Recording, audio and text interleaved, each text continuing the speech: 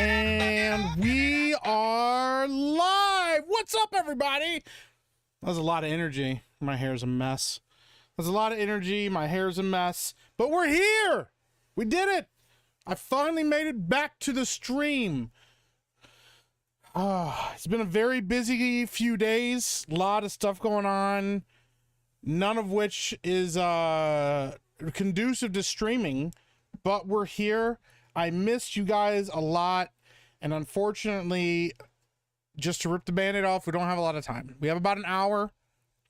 And then we're going to go from here. I'm going to go from here. We got about an hour. We're going to talk about a couple things. And then I'm going to go from here to Geeks and Gamers Locals. We're going to be watching WrestleMania Night 2. So if you are interested in WrestleMania, if you want to come hang out, it'll be me, Jeremy, Krista. I think Tommy might be there. Jay is also going to be there. And then there are a couple other people are gonna be popping in and out. I think Fuda Phil will be making an appearance. A couple other surprises. So yeah, if you're interested in watching WrestleMania with us, you can hop into Locals. It is a paid subscription, but if you pay for that, you can watch it with us. We're gonna be watching the event live. So you can check it out. It'll be a good time. We're gonna say hi to everybody real quick, and then we're gonna jump right into it. Very first thing, he is risen. The tomb is empty. He paid the price. Not only did he pay the price with his life, he came back. Keys to death, hell, and the grave now belong to him. My Savior, many of your Savior, Jesus Christ. It's a beautiful day. Days like this always remind me there's something very beautiful about following a faith, serving a God that is living, a God that said, it's not just enough that I give my life for you, but that I live for you, that I overcome the very fate that all of you fear, to let you know that I've experienced it, I've conquered it, and I've got you in my hands, and not even death can take that away from me. Beautiful. Happy Easter to everyone. Happy Resurrection Sunday, if that's what you call it. I appreciate all you guys being here. Yeah. It's been a good day. Spending time with my family. So, all right, let's catch up on everybody. First in the chat, he doesn't say a lot, but what he does say is impactful.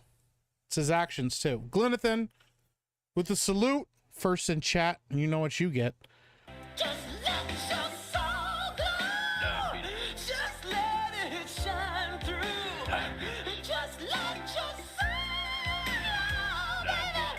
Feeling oh so silky smooth. Just let it shine through. Just let your soul glow. Thank you so much, Glenathan, for being the first in the door. Welcome in. Kamikaze says, shut the front door. What's going on, Kamikaze? Good to see you as well. Miss Rough Knight says, hello all and happy Easter. Hi, Miss Rough Knight. Good to see you. Much love to you and your hubby. Back to the facts, says Late and Gay. Yeah, I was a little late. Dengar Renegade says, can you yell at Chris and Johnny more often on Mario Kart? Thanks. Yeah, I could do that. I will make sure to break them. Now, I will break them. What's up, John Kennedy? Good to see you, man. What's up, Atomic Patriot? Shout out, bro. Good to see you in chat. Metal Slave. Hello, heathens. What's going on? Shout out. Speaking of heathens, we're going to talk a little bit of sinners in a second here. What's up, Haggy? Good to see you, man. Happy Meekster. That's crazy. Kamikaze says, do it be fartin'? Do it be fartin'? That's a good question. It be fartin', bro. Back to the facts says, what's up, my neeg, bro? That's wild. That's pretty wild, bro. Riding around the block with a Glock. Yo ass finna get shot. That's wild. Or is in the chat. Doesn't say anything, just thumbs up. What's up, or. What's up, Cajun Corey? Good to see you. Happy Easter to you as well, my friend. Irish Jedi, happy Easter, everybody. Even Mike Sugarfoot. Fuck. Shout out. Metal Slave says, or is here. Yes, he is. What's up, Sissy? Happy Easter to you and your family. Hope you guys are doing well.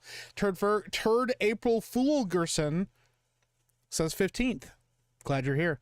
Metal Slave says 17th, I guess. Kamikaze says sharding soon. Yeah. Tom Patriot for $2. says, what is up, peeps? Mike, can I have my family back? That's going to be a no for me, dog. Hey, where are the white women at? That's going to be a no for me, dog. Can't do it. Sorry. But I appreciate the $2. Thank you. Roblox had Leslie Headland. Mike, you put on your afro to be somebody. You put on your prosthetic leg to be somebody. But this Sunday, I'm going to make you somebody. Shout out Roblox head Leslie Headland. Much love to you. Dengar Renegade says, bring back Helldivers. That's not a bad idea, actually. Jake Stanley, Blue Blades for $2 says, happy Easter. Just saw Sinners. Amazing movie. It is an amazing movie. It's a banger. That's for sure. Tommy Doyle says, hi, Meeks. What's going on, Tommy? Good to see you as well. Appreciate you. Hi, Emily Kruger. Good to see you in chat as well. Sissy got her gimme that bucket. She did. The G&G community is calling me a cheater, says Tommy Doyle. Ignore them. I have never cheated on stuff. I believe you. Turd April Fulgerson says, be sure to like all of Mike's reviews over at criticalist.com. Yeah, I just did a review for Sinners. Go check it out. And if you're not signed up over on Criticalist, go sign up over on Criticalist. It's a great app. I don't get paid to say this, but I love the app. I love doing reviews over there. It's a great spot to have conversations and see who your favorite creators are, what your favorite creators are watching, what they're reviewing at the time. It's a good time over there. So, KJ Corey says, Tommy Doyle is a cheater. He's cheating on stuff by simping on Sevi. It's a good spot to be in. Be stuck between Steph and Sevi. I would not complain about that. What's up, Jordy? Welcome, man. Good to see you. Meek Tails, as long as Beardo... Meek Takes, as long as Beardo just started his fucking streams. Not anymore. We're changing that. We're turning it around. What's up, Yeti Master Yoda? Give me that bucket. Shout out. RD Hernandez, welcome in, man. Smoking Wakanobi says, Meek, I'm so ready for tonight, bro. Dusty might even come back. Bro, you never know. I'm pumped, bro. It was a good WrestleMania last night. A lot of people trying to shit on the show. There's a couple bad matches, but overall, it was a banger event, in my opinion. That main event was legit.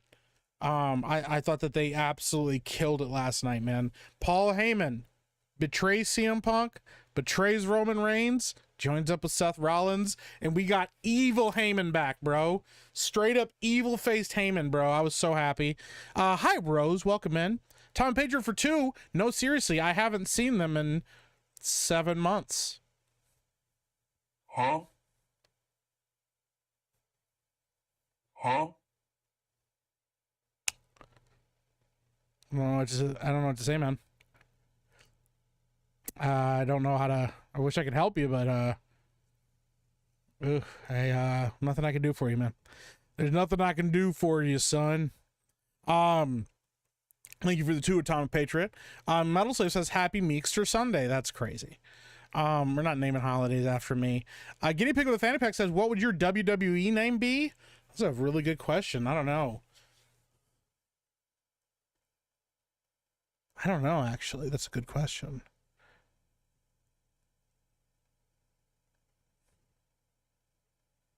I don't know. Probably Epic Mike, honestly. But I don't know. Back in the day, I just wanted to be Mike, go by Mike Williams. That was my name. But I don't know, man. That's a good question. I'd come up with something. Miss Rough Night says, oh, bummer. Was hoping you were going to say you'd be popping over to play with Wicked and Lee. No, not today. WrestleMania is kind of taking precedence. Clyde Dashing says, pay to watch Half Naked Men. Sounds like Jeremy. Yeah, that was all Jeremy's idea. I have no control of that. So... what's up, James M. Davis? Welcome in, man. Dr. Manzor says, Happy Easter, everyone. What's going on, Dr. Manzor? Good to see you. I Rock Backward says, is he muted or is my YouTube bugged? Your YouTube is bugged. I am never muted. I have never once muted myself on this stream. As anybody in the chat will tell you, they will all attest to it because they all have my back. I have never gaffed or goofed on stream. I've never had any blunders. I've never boomered anything. I've never spent half a stream with sound issues. I've never forgot to put the game on during a stream. None of that has ever happened to me. Ever. What's up, Terry? What's up, Terry? How you doing? Good to see you. Yeah, a lot of amens in the chat. Hi, Z Highness. Welcome in. Good to see you. Did you catch Braun Breaker's Steiner math this past Friday? I did, RD Hernandez. This shit was hilarious. And shout out over on Kick. Appreciate you, man. Rat Child UK says happy Easter, Mike in chat. Absolutely. Holy fuck says, why do I feel like I've been dead 2 days? That's wild, bro. Oh man.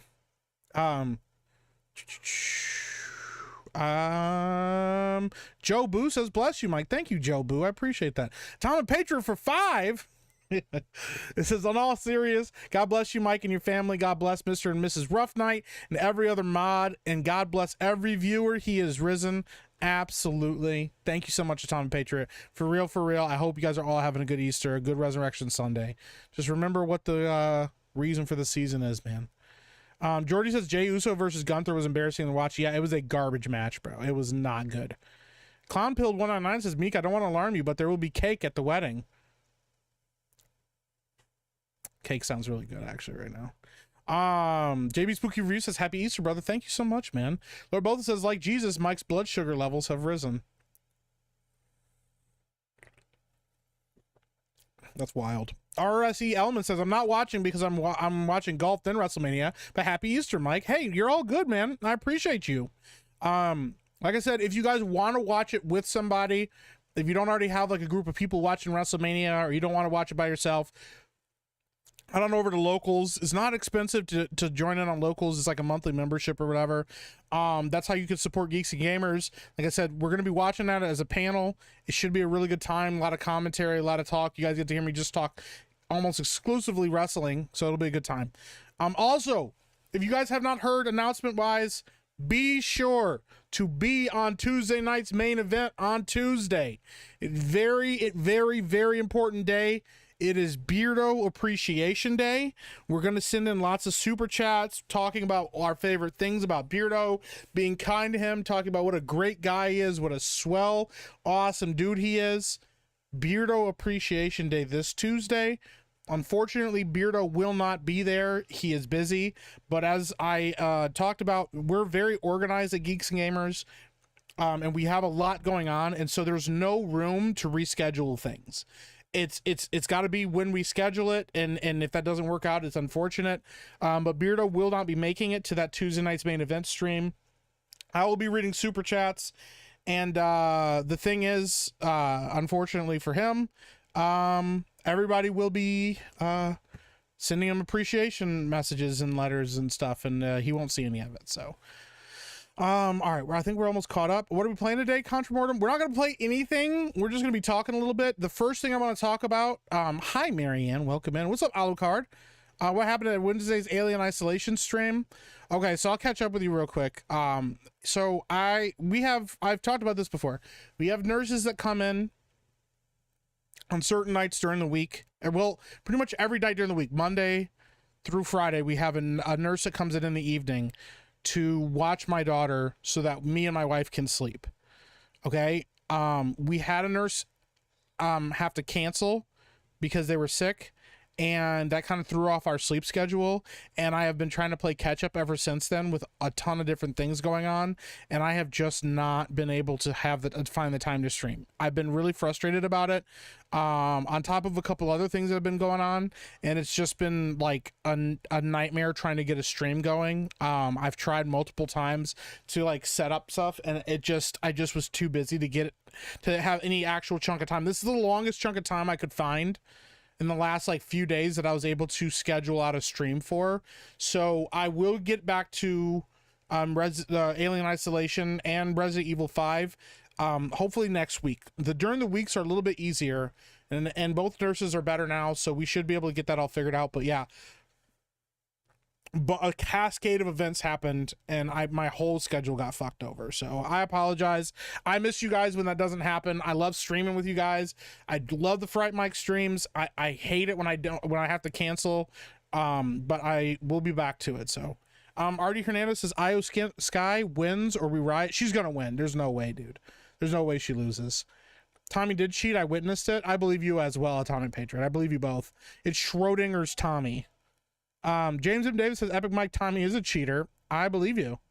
What's up, Mark Andre Roy? Welcome in, man. Happy Easter. Thank you so much. What's up, Mr. Rough Knight? Good to see you, bro. What's up, Brimstone? Sugarfoot Cast. Hail Epic Mike. That's wild. And then Charles Devane. I was waiting for this. Yeah, yeah. Hail Meek, yeah. The cream of the crop on.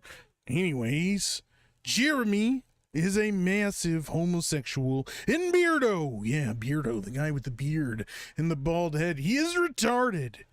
Aren't you watching WrestleMania? Also, that main event last night was wild. Time to go mobile.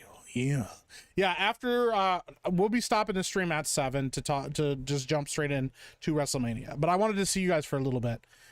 April Fulgerson said I would stop liking dislikes for 6 reviews. I said nothing about stopping anyone else. That's awful. That's awful. Most of the matches went to script, but the last match, don't trust Paul, dude, it was so good. What's up, General Duality? Welcome in. I hope Rollins takes the belt from Jay Monday night, just takes it and walks away. He needs to.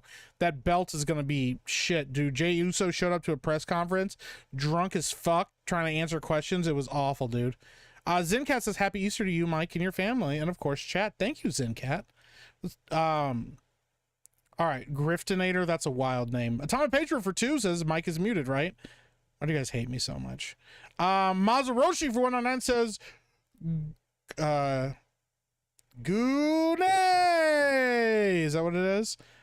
Guneha Meha? Or Neha? Is that how it is? Guneha Neha? I don't fucking know. Atomic Patriot for 2. Wait, Mike is doing another cake stream? Not until we hit $5,000. Did Beardo die? Yes. Masaroshi says, Gune!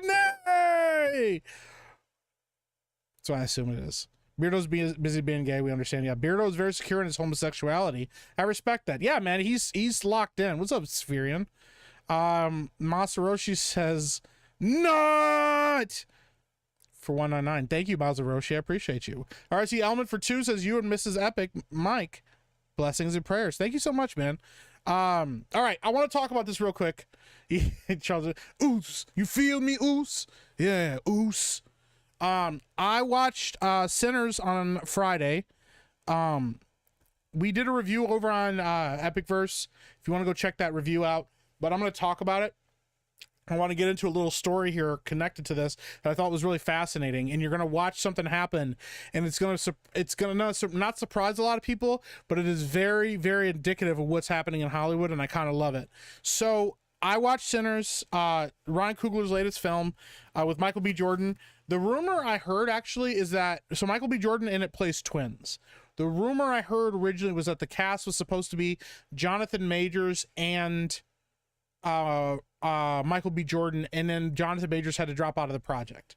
That's what I heard anyways. But Michael B. Jordan absolutely kills it as the twins. He plays Smoke and Stack, who are 2 twins that come from Chicago after they make a fortune like robbing and stealing from a bunch of people, and they come back down south to create like open up a bar / like music joint. Everything kind of starts out pretty normal, and then they get approached on their opening night by this group of people who ask to be invited in and play music with them, and they tell them no, get fucked, and they end up being vampires, and all hell breaks loose as the vampires try to invade the bar during the night. So yeah, we were I didn't know what to expect with this movie, but I will say I was pleasantly surprised. Ryan Coogler is one of my favorite working directors. I think he's one of the best working directors to date, or today. I think there's, a handful of really great directors out there that are working today, and he is definitely one of them. He's quickly making a name for himself. Only 5 movies under his belt, and really arguably the only bad movie he's ever done was Black Panther 2. And I more blame the studio for that than him. But anyways, so we get this movie, and what I thought was going to be kind of a more generic-y vampire film with some Ryan Cooglerisms ends up being this very layered, very nuanced story about cultural heritage and music and the power of music in our lives and the power of music and culture, and what each person, how music relates to different people and how it affects the world around us. There's a lot of really good stuff here, and I would encourage just about anybody that's looking for a good movie to watch to go see this. my immediate concern when I watched this movie was that people would assume that this movie was a white man bad kind of movie, or all minorities are the victims and the white man's all bad kind of movie, and that was not in this movie. You could maybe interpret that if you were really trying to distill the movie down to like a very, very shallow film with no real thought put into it. There are a lot of layers to this movie. It is very well thought out. Ryan Coogler is very intentional in all his choices when it comes to costuming, when it comes to set design, all of it. There's even a lot of like conversations about faith in this movie and what faith actually means versus how it's applied in your lives. There's a lot of really good stuff in this movie. I would highly suggest you go see it. It's really, really, really good. It's really enjoyable. Hannibal Grimm says the structurally Sinners is from Dusk Till Dawn, but Coogler did a damn good job making it his own. Yes. It is a serviceable vampire film. One of the things I will say that I love is that it's very traditional vampire. Vampires have to follow certain rules, and traditional rules about what we know about vampires, but the characters don't really know that, and so as the story plays out, they learn more about it, and there is a little bit of tension as to who is a vampire and who isn't at first. There's a lot of really cool stuff. It is really good. It is very enjoyable. I really, really, really liked it. The music is fantastic, and I will say this film has in it one of the best and most beautiful sequences about music that I've ever seen in my life. I'm not glazing. I'm not trying to overhype this. I'm telling you guys, I was blown away by this sequence. It's about halfway through the film, and this character starts to do something, and this other character kind of narrates what's happening, but it is beautiful, like legitimately incredible cinema. I loved it so much. I cannot overstate what a masterclass of a scene it is. Ryan Coogler alone, that scene alone was worth the price of admission. The rest of the movie is also very good, but that scene alone is phenomenal. But everybody does a great job in this film. And also the main character in the movie is Michael B. Jordan, but like what is it, a protagonist, like the secondary main character in the movie is a kid named Sammy, who's a young blues player. And this is his first movie ever, and I could not tell you, I could not have told you that was his first movie. He comes into it like a seasoned veteran. He acts his ass off. He does a great job throughout the film. He knows exactly what he's supposed to do, and he nails that part really well. It's a very, very, very good movie. So make sure to do yourself a favor and go check it out. Hannibal says, I know the scene you're talking about, and that was cool. RSE Element says, the way Coogler tied all the music and visuals in that scene, amazing. It's one of those movies where you don't want to spoil that scene for anybody, but oh my gosh, dude, it's one of those things you have to see to believe. It's worth it just to see it for there. So, awesome about that. I was very excited. One of the weird things that I've been noticing, though, so a lot of critics gave this movie a lot of good. There was a lot. Oh shit! Yes, this was his first movie, Jake. He did a great job. One of the things I've been seeing is Variety posted this weird article talking about how Sinners has made like $64 million this opening weekend, but it still has a long way to go before it's even ready to break even or some shit. Which is really weird because we've seen Variety and all of these other studio or magazines and stuff do things to like kind of run interference for films. We've seen it a lot with these studio things where they try okay, maybe it wasn't 40, it looked like 45 million. Either way, there are a lot of these publications and stuff will run interference for these studios and be like, oh, it's gonna make money or it's gonna be good, don't worry about it, guys. And the thing is, like, normally they're glazing for Hollywood and stuff, but this article kind of takes a shot at the movie, almost like, I don't know, we'll see, it's gotta do a lot better to make any money, and we'll see how this all goes, blah blah blah, almost throwing a little bit of like doubt on the movie and stuff, even though it's got great word of mouth, which is to me nowadays a better indicator of how well a movie is going to do. Well, I say all that because one of the things about this movie is the negotiations that Ryan Coogler made with the studio about this film. This is courtesy of AV Club that I'm going to read this article. We're going to talk about it. And we're going to talk about how important this is. And fortunately, anybody in the chat that's been part of the movie scene or even the music industry, I know Rough Night will know this. I think you guys are going to appreciate what Ryan Coogler did here. So it says, we can't imagine it takes much to make a studio executive nervous these days. I'm kind of going to skip around this article, but I'm going to get to the meat and potatoes of it in a little bit here.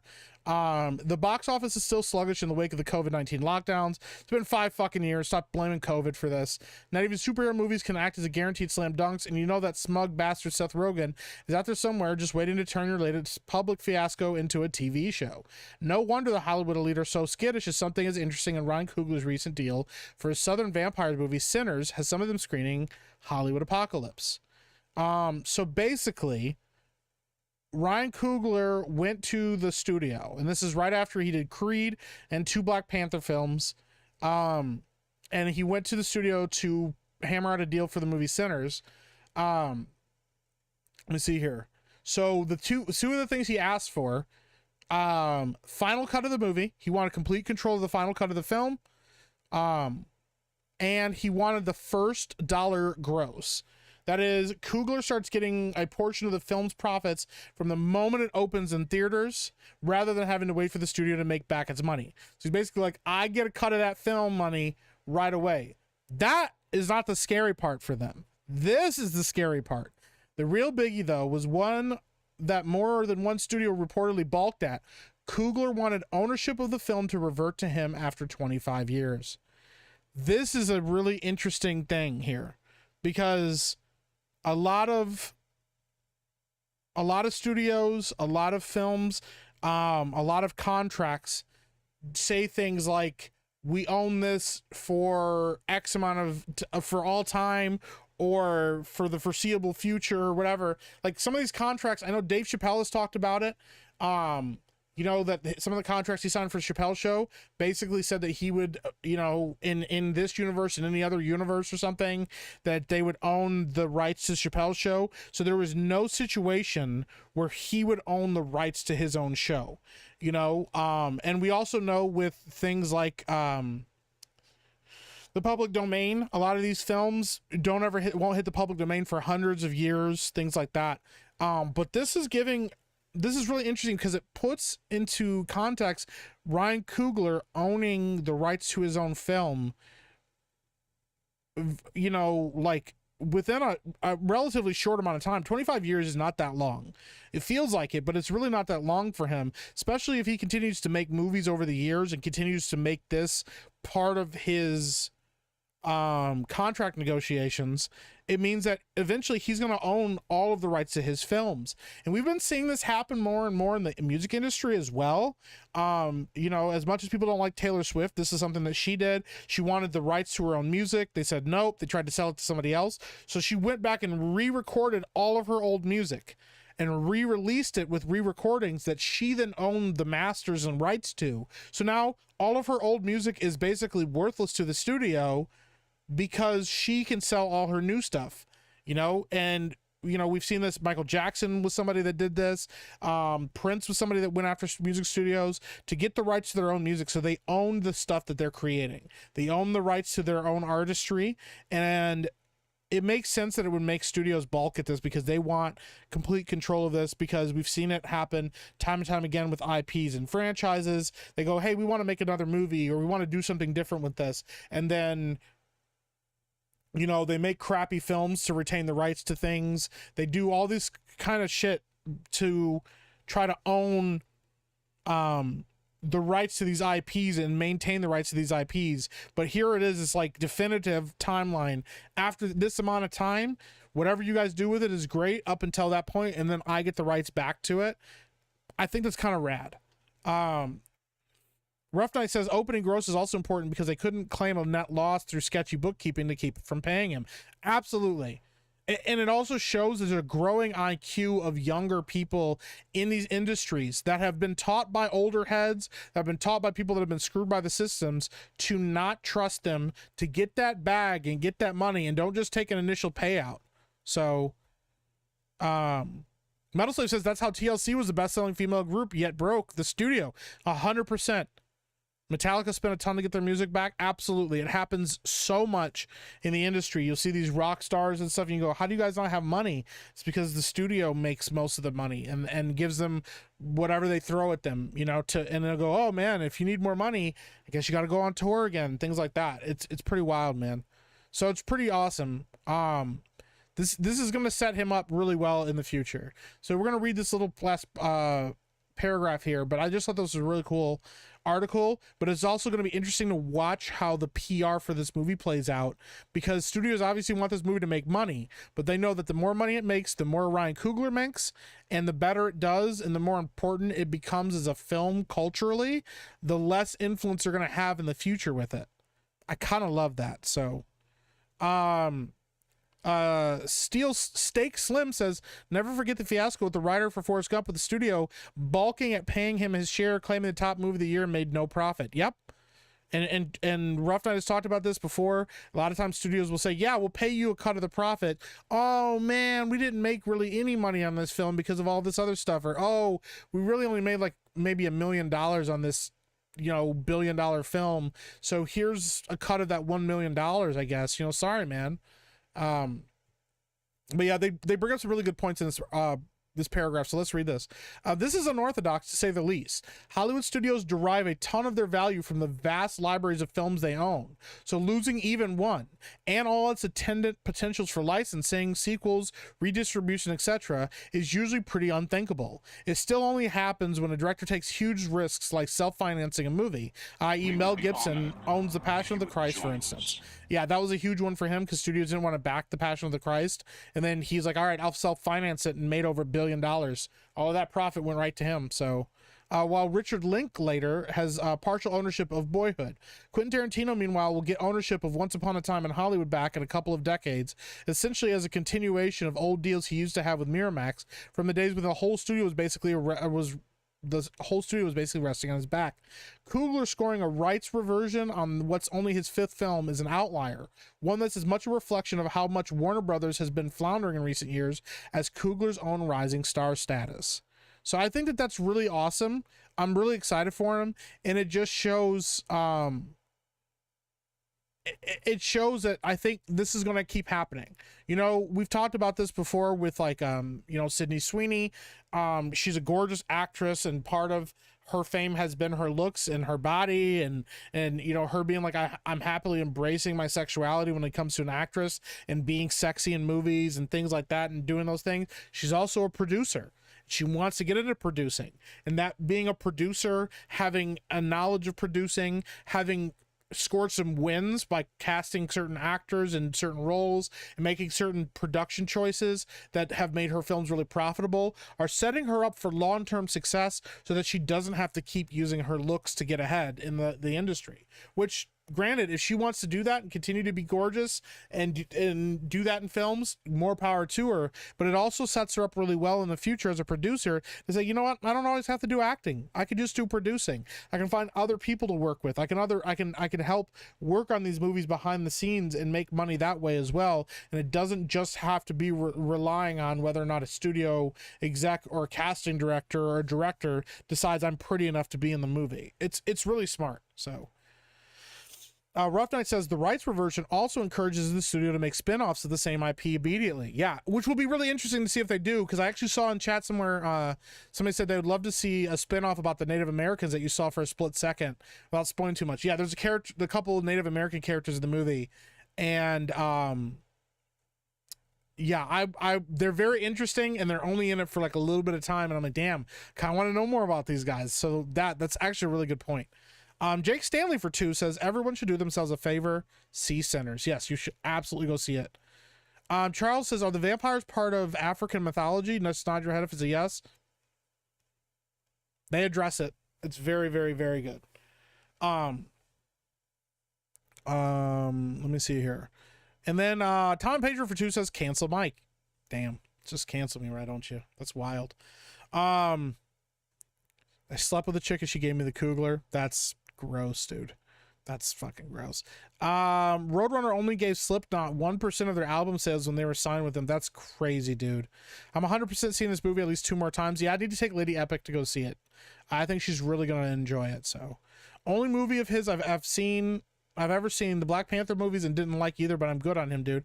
Yeah, if you want, I think Creed is good. A lot of people don't like Creed because they think it disrespects the Apollo Creed character. I'm of the mind that it does not, especially because Sylvester Stallone was involved, at least in the first 2. I think it's a great continuation of the Rocky franchise. I think it does a lot of honor to Rocky as a character. I think it does a ton of honor to Apollo as a character.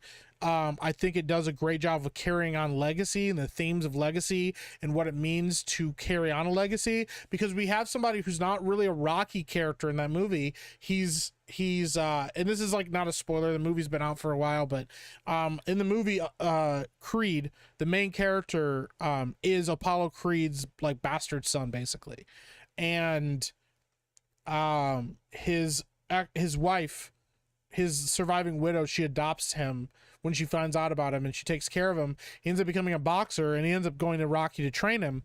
But what I love about that movie is it's about, you know, like owning the name, but not wanting to use the legacy of Apollo Creed to give himself any advantages. He wants to earn his spot and stuff. It's a very good movie. I really like it. I really like the second one as well. I love the third one as well. They're all really good, but Ryan Coogler only directed the first Creed movie, and I thought he did a great job.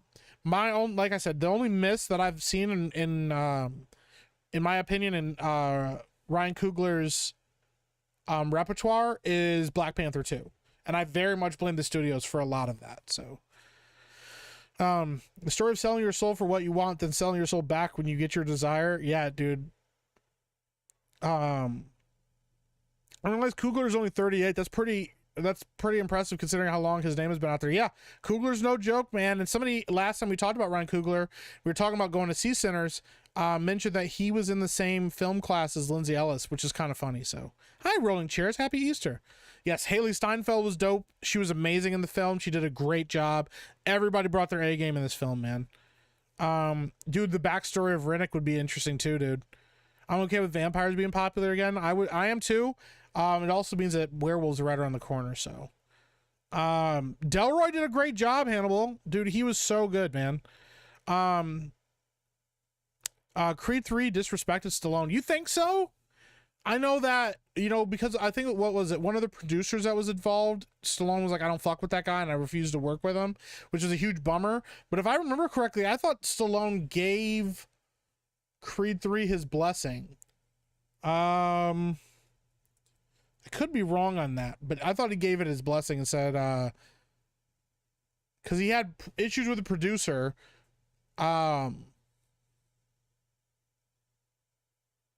But I didn't think Creed 3 disrespected Rocky at all. I think it kind of did a good job, but I don't know, maybe not. You know, I'd have to look more into it, but what I remember is that he didn't want anything to do with the producer at all, but he was happy that the movie got made. So, but I could be wrong about that, so. Delroy Lindo's in this movie? Yes, he is, and he kills it, dude. Hi, Donna. Welcome in, man. Rough Night says, there are movies that I've worked on that I'm still waiting for paychecks from. The other fun trick for indie films is saying the director, producers, and top star all get paid first before the crew, which is wild to me because I've only directed one short film right now, but even if I was working on a project, knowing that my crew gets paid first would be the most important thing to me, because I don't have a movie without them. You know, yes, I want to get paid for my work, but if I thought that my production crew wasn't going to get paid, I would say go fuck yourself. Like, give them my money instead. So,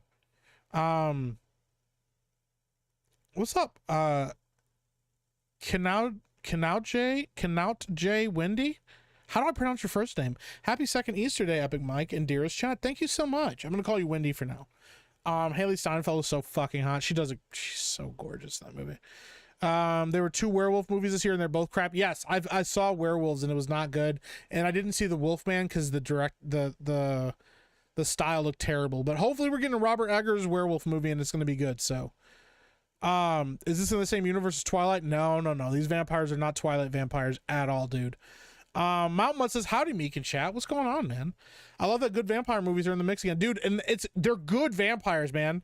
Very good vampires. I thought they did such a great job. Name a bad Delroy performance. There isn't one, dude. He's so good in everything, dude. Downloading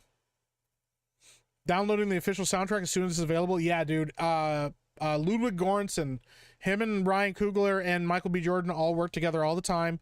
Ludwig Göransson is phenomenal already. I'm gonna go on record as saying I think Ludwig Göransson is going to be as big as in his future as Hans Zimmer or John Williams. I don't know if he'll be bigger because, you know, they paved the way for him, but he will be as big as those guys when it comes to his music. He comes up with some amazing soundtracks, and he's just as varied and skilled at capturing the essence of the films that he's doing. I also think he did the music for Oppenheimer. I could be wrong about that, but I'm pretty sure he did the music for Oppenheimer. Hold on. Yep, Ludwig Göransson did the music for Oppenheimer, which so good, dude. That's one of my favorite soundtracks for a movie. Hi, Rachel Hill. Welcome in. You have to say Wendy, that's easier. I still want to know how to pronounce your first name, though. There's no sparkling vampires. These vampires are dangerous and scary as shit. So, Old Poet Jerry says, hey, Epic Mike, happy Easter. Are you on locals for WrestleMania? I will be on locals. We have about 15 minutes, just under 15 minutes. Like I said, I knew it was going to be a short stream, but I really wanted to talk about Sinners primarily because it's so good, and I want you guys to go see it. And, there's one bet. Did we have to see Cornbread go to the tree? You know what's interesting, and Josiah brought this up, in that scene, there are these fireflies, and those fireflies are a reference to African lore about vampires. So even with that, there's some really cool stuff there. But yes, I didn't want to watch him piss either. There's a scene where a guy pisses on a tree. Neil C says, didn't he do the Mandalorian theme? Yes, he did. Yes, he did. He's phenomenal at it. So yeah, guys, we're going to be wrapping it up in about 10 minutes here. But yeah, so what's going to happen at the end of this stream, I'm not going to raid it because I can't raid locals, but we're going to be over on Geeks and Gamers Locals. We're going to be watching WrestleMania 41 Night 2. There's some banger numbers on the card. Let me see here. Night 2 card. The Night 2 card, excuse me. Oh my God. For WrestleMania Night 2 is Randy Orton versus an unnamed opponent, which I think is going to be a debut of somebody into WWE. Either that is going to be return of an old superstar. So I think people are really hyped about that. We already know Randy Orton's going to put on a great match. AJ Styles versus Logan Paul, which I think is a dark horse for best match of the night. A Sin City street fight between Damian Priest and Drew McIntyre. I give or take that, but Drew McIntyre is phenomenal. Intercontinental Championship, a fatal four-way between Braun Breaker, Dominic Mysterio, Penta, and Finn Balor. I think that's going to be a great one. Braun is on the top of his game right now. Dominic is phenomenally underrated, dude.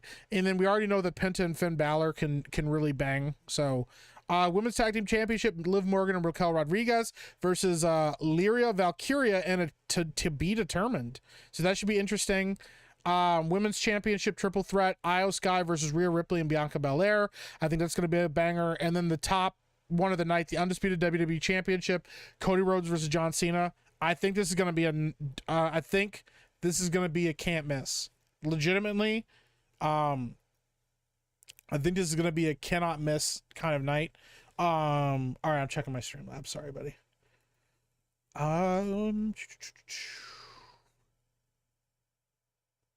Oh, you're good, man. Thank you so much, Naruto the 7th. You didn't have to worry about that, man. You never have to worry. I appreciate you, though. Thank you so much for the Streamlabs donations. Much love to you, bro. I'm glad that you even popped in for a little bit. Thank you so much, man. But But yeah, that's what we're going to go to. If you haven't already signed up for Geeks and Gamers Locals, come hang out with us. It's going to be a good time, dude. There's going to be a lot of people watching this tonight. It's going to be a watch party. You don't have to pay extra to watch that, just paying access to the stream. It should be a good time. So Lyra, is that how you pronounce it? I don't even know how to pronounce some of these guys' names, but I can't wait for the Jason versus Leatherface hardcore match. That's wild, dude. Jonathan says, has fun with WrestleMania, something I could never get into. I mean, that's fair, man. We got X-Wing hooked on it right now, which is pretty great. So, who do you think Randy Orton's opponent? I think it's going to be Malachi Black or Nick Aldis. I don't know, man. There's also rumors that is going to be Rusev is coming back. So, back to the facts. Is Meek going to go jerk it to men in their underwear? That's wild, dude. RC Element says, for those wondering, IMAX, Screen X, or standard screen, just go see Sinners. Yes. And that's the other thing too, though, specifically IMAX. Sinners was shot on film specifically for IMAX, I believe. But yeah. Jake Stanley says, my wife hit me when he was peeing and said, that whole cock right there. That's the whole cock right there, isn't it? That's fucking hilarious. Is Sinner a similar but different take on the Dusk Till Dawn movie? There's a similar idea to it, but there are a lot of other layers to the film that separate it from Dusk Till Dawn. It's not a Dusk Till Dawn remake, so I promise. He didn't deny it. I'm denying it. I'm denying it. I'm not gonna jerk it to anybody wrestling. Wendy says the WWF isn't hot in the Netherlands isn't so hot in the Netherlands as it is in the US. Really? I mean, that makes sense. I can understand that. So Rusev was awesome, especially when he's undefeated for ages. Yeah, Rusev was great, man. Yeah, it's letterboxed and standard screens. Yeah, dude, he did a good job with it, man. I'm excited. Nope, Screen X filmed for Screen X and the 270 degree. Okay, gotcha. Yeah, I knew he filmed it on some specific film, and it was really important to him that they did that. But yeah, guys, I think we're going to wrap it up here because we're getting close to time. Like I said, I knew it was going to be a shorter stream. I think I have my schedule figured out. I keep saying that, but I mean, like during the week, I already have time blocked out. That's a little bit easier. So tomorrow, we'll see if they have me on. I'm going to try to make an appearance on Film Threat. We'll see if it happens. I would like to talk about Daredevil and hopefully talk about Sinners with the crew if they'll have me. So that should be fun because I also get to prove that I was right about Daredevil the whole time. The whole time I was right about Daredevil. It wasn't good.